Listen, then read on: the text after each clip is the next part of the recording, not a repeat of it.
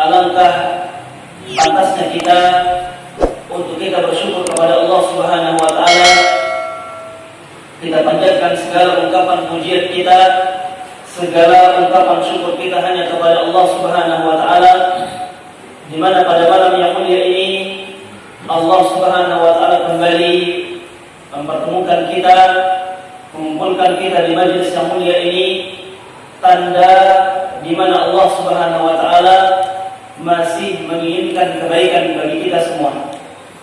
Kita dipermudah oleh Allah Subhanahu wa taala untuk datang ke majelis ilmu, mempelajari ayat-ayatnya, mempelajari hadis-hadis Nabi Muhammad sallallahu alaihi wasallam. Ini sungguh keutamaan yang besar yang Allah Subhanahu wa taala siapkan bagi kita semua.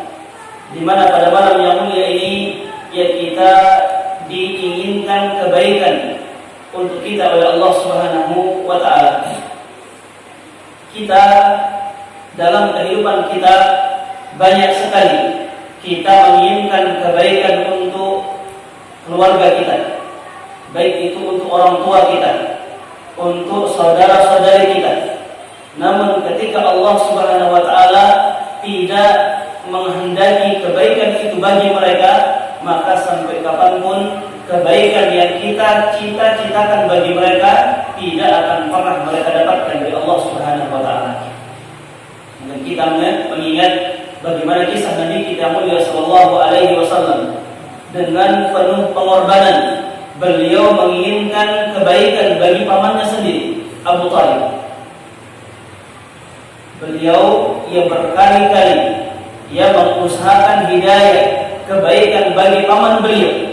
Bahkan sampai ketika pamannya sakit, beliau Nabi kita mulia sallallahu alaihi wasallam menyempatkan dirinya. Untuk apa? Semata-mata untuk mengajak pamannya masuk ke dalam agama Islam, menginginkan kebaikan bagi pamannya. Namun ternyata Allah Subhanahu wa taala berkehendak lain. Pamannya meninggal dunia di atas agama nenek moyangnya. Mungkin kita mengingat juga bagaimana Nabi kita Lut alaihissalam menginginkan kebaikan bagi istri tercinta. Selama hidup beliau mengajak istrinya untuk bertauhid, menghambakan dirinya hanya kepada Allah Subhanahu wa taala. Namun sama, Allah ternyata berkehendak lain. Begitu juga Nabi kita Nuh alaihissalam. Beliau menginginkan hidayah bagi istri dan anaknya. Beliau senantiasa selama 950 tahun. Ini bukan waktu yang sedikit. Selama 950 tahun Nabi kita Nuh alaihissalam mengajak istrinya, mengajak anaknya Kan'an. Untuk apa? Untuk beribadah kepada Allah Subhanahu wa taala. Namun ternyata Allah juga berkehendak lain. Namun pada malam yang mulia ini Allah Subhanahu wa taala mengutamakan kita dengan kebaikan tersebut dari hamba-hamba yang lain. Mana buktinya? Sabda Nabi kita mulia sallallahu alaihi wasallam, "Man yuridillahu bihi khairan yufaqihu fid din." Barang siapa yang Allah kehendaki kebaikan bagi dia, maka Allah Subhanahu wa taala akan faqihkan dia dalam agamanya. Allah akan condongkan hatinya, Allah berikan dia semangat untuk apa? Untuk bisa datang ke majelis ilmu, untuk belajar akan ayat-ayatnya, belajar akan hadis-hadis nabinya Muhammad sallallahu alaihi wasallam. Dan ini tanda bahwasanya Allah secara langsung menginginkan kebaikan bagi kita semua.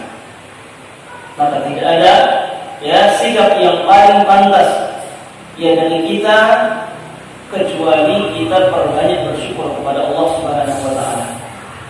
Apalagi sabda Nabi kita mulia sallallahu alaihi wasallam ketika beliau mengatakan, "Inna likulli amalin syarra." Sesungguhnya setiap amalan itu ada masa-masa semangatnya. Ada masa-masa getarnya. Wa likulli syarratin fatrah. Dan ingat, setiap semangat ini akan datang masa kendornya. akan datang masa futurnya. Dan ini gak bisa kita pungkiri. Kadang kita semangat, ya kadang kita futur. Kemudian Nabi kita bersabda sallallahu faman kanat fatratuhu ila sunnati faqad ihtada. Maka barang siapa yang masa-masa futurnya, masa-masa lelahnya dia mampu gunakan dalam menuntun, dalam meniti ya sunnah Nabi kita mulia sallallahu alaihi wasallam, faqad ihtada. Maka dialah orang-orang yang pantas untuk diberikan kebaikan. Dialah orang-orang yang pantas untuk diberikan hidayah oleh Allah Subhanahu wa taala. Sebaliknya, faman kanat fatratuhu ila ghairi dzalika faqad dhariqa wa halak. Atau kama qala Nabi sallallahu alaihi wasallam. Namun sebaliknya, barang siapa yang masa-masa futurnya, masa-masa latihnya ia gunakan dalam meniti jalan kemaksiatan kepada Allah Subhanahu wa taala. Kalau masa lemahnya saja dia pergunakan untuk bermaksiat, menyimpang dari jalan Nabi kita mulia sallallahu alaihi wasallam, bisa kita pastikan bagaimana dia gunakan masa